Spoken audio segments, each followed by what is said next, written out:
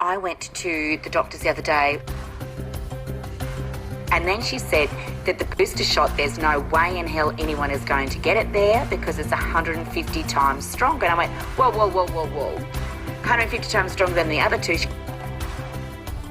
They're not allowed to use the word COVID anymore. The dialogue is not allowed to be used. They've got to refrain from using it. They're moving away from that directive, and they're using different terminology like upper respiratory infections, blah, blah, blah, blah, and they cannot even allowed to say the C word.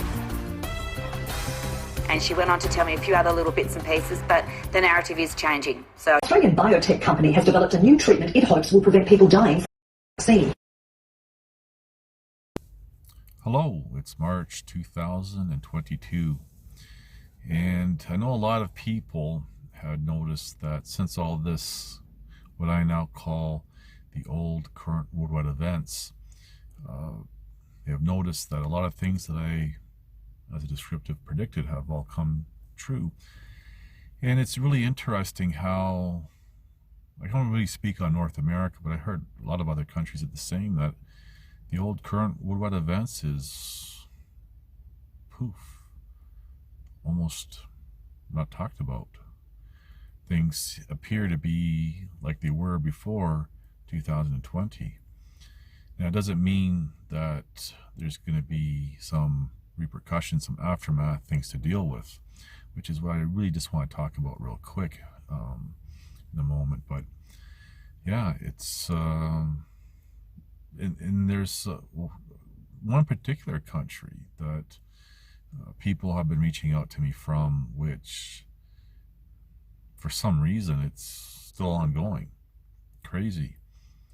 Now, somebody had sent me an audio with someone talking about a discussion that they had with a medical professional, and the person was saying that they don't even talk about using that word that everyone was so scared of catching, if you get my drift. They're not even allowed to talk about. It's become taboo.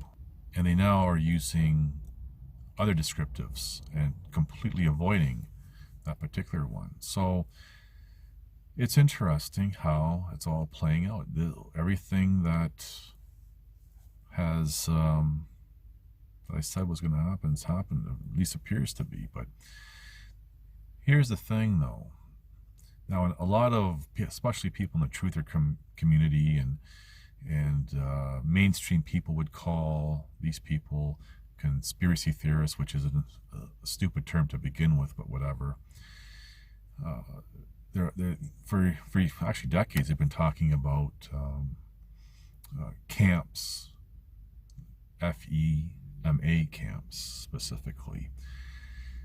And there's been lots of things for the past few decades about these coffin liners. Millions of them that can hold 4 or 5 bodies and all this other stuff. Now, all these people have been always talking about, worrying about them being put inside of them for not complying. But I want everyone to think about something for a sec. The people who had complied, who voluntarily infected themselves with substances, the alleged cure, for example, just watch that these places and all these measures are not really for them. To isolate them, because we know that this thing called shedding is very real. Now, I'm not, I say this, I do say this with a heavy heart, because a lot of people thought they were doing the right thing or felt they had no other choice, and there's a lot of people who didn't go along with it and suffered to some degree. So I just really want to address that. There was a few conversations that I had which were kind of inspired this, and I do say it with a heavy heart. So for all the truthers and people looking into conspiracies and thinking that, well, these places were for them. No. Just watch who ends up going into them. That's all I really want to say, and I'm not going to banter on about this. Thank you for watching. Please like, subscribe, comment, and share.